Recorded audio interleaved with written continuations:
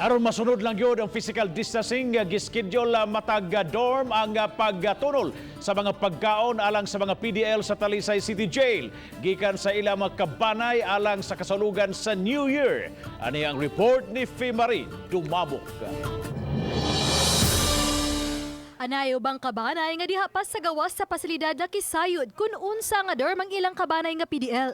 Ang uban diha pa nasayran nga dili di ay nila schedule apan gidawat raw sab sa mga personnel ang dalang mga pagkaon alang sa piniriso.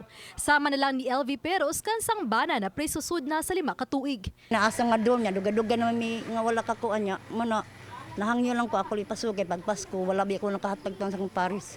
Ang Talisay City Jail nihimog sistema aron ma-accommodate ang tanan. Samtang gisunod ang health protocol aron pabilin nga COVID-free ang pasilidad. Aduna sila gitaganang waiting area diin makuha ang priority number ug mailisan og kupon ang kwarta nga alang sa PDL. Sa unahan, nausab ang mga BGMP personnel nga maoy mosusi sa mga pagkaon ug ubang gamit nga buot ipadunol. Gawas nga siguruhong way kontrabando, siguro no sab nga dili padaot ang mga pagkaon. Dayon pahimutan kini sa usa ka lamisa duol sa second gate.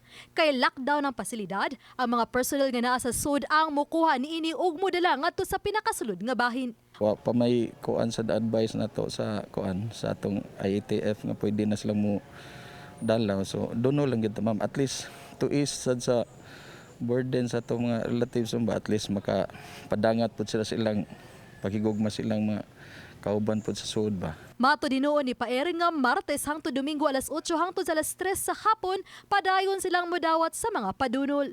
Uban sa mga kabanay sa mga PDL dinhi sa Talisay City Jail ang naglaong unta nga ning New Year, ma-face to face nila ang ilahang mga minahal sa kinabuhi naa sa sud ning pasilidad.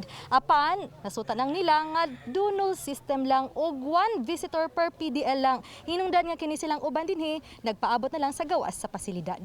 Kining inahan na emosyonal. Abi man ako karon mga makasuod na ba. Manang manguan ko pag ayo pero akong kuan man gitag sa rabi may makaduaw. Makaduno nga mong gusto jud mahitabo nga makakita gid ba bahalag lagi lang.